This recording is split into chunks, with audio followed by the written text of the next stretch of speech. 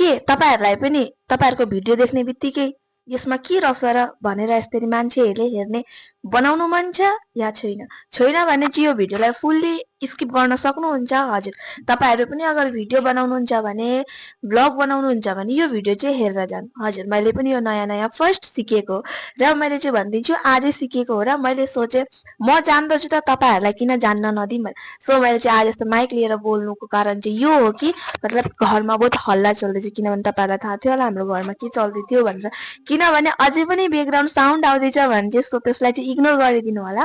र मैले चाहिँ यो लिएर बोल्नुको कारण त्यही हो। र यो त्यस्तो दामी पनि हैन र त्यस्तो भोइस राम्रो पनि सुनिँदैन, त्यो मलाई थाहा छ। किनभने म त्यस्तो धनी पनि छिन कि मतलब कि यो पनि मेरो पैसाले नै लिएको हो। सानो सानो गरेर हैन, मैले मेरै पैसाले जोड्दै छु र सानो सानो भएर ठुलो भएको राम्रो, एकैचोटी ठुलो भएर त कसरी ठुलो हुनु हैन। र म तपाईहरुलाई मेन कुरा चाहिँ म तपाईहरुलाई भन्दिदै छु ल।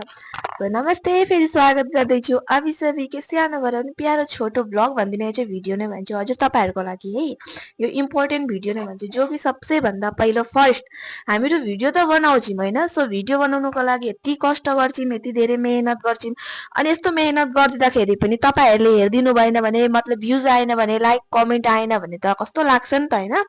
सो धेरै भन्दा धेरै मेहनत गर्दछौं हामीहरु पनि, र त्यो मेहनतलाई चाहिँ यतिकै वेस्ट जानु नदिएर म तपाईहरुलाई एउटा कुरा सोध्दछु है त।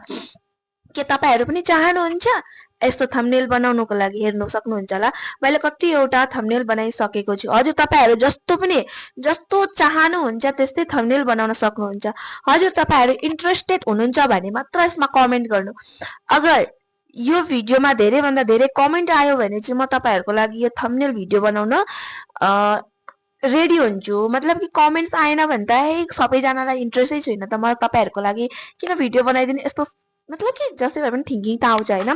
र म चाहिँ त्यही भन्न चाहन्छु कि अगर तपाईहरुलाई त्यस्तै इन्ट्रेस्ट छ भने जो मैले जस्तो कि थम्बनेल बनाएको छु हैन, यस्तो टाइपको भन्ने हुन्छ नि, जस्तो कि तपाईहरुले त कस्तो टाइपले बनाउनु पर्छ र कस्तो टाइपले मतलब एडिट गर्नुपर्छ या कस्तो टाइपले के गर्नुपर्छ त्यो सबै त्यो अर्को भिडियोमा लिएर आउँदैछु। अगर तपाईहरुलाई इन्ट्रेस्ट चाहिँ छ भने भनिदिन सक्नुहुन्छ। र पहिलो पटक चाहिँ यस्तो टाइपको हुन्छ नि हैन। सो त म तपाईहरुलाई अर्को भिडियोमा चाहिँ मतलब कि फुल्ली बनाएर लिएर आउँछु र यसमा चाहिँ कस्तो के लाग्छ भनिदिनु होला। हजुर, तपाईहरु नसोच्नु कि कस्तो एक्टिङ गरेर बोले। हजुर, भिडियो बनाउनेमा यतिको त हुनु पर्यो नि हैन, यतिको त कला हुनु पर्यो नि त बोल्नुको लागि।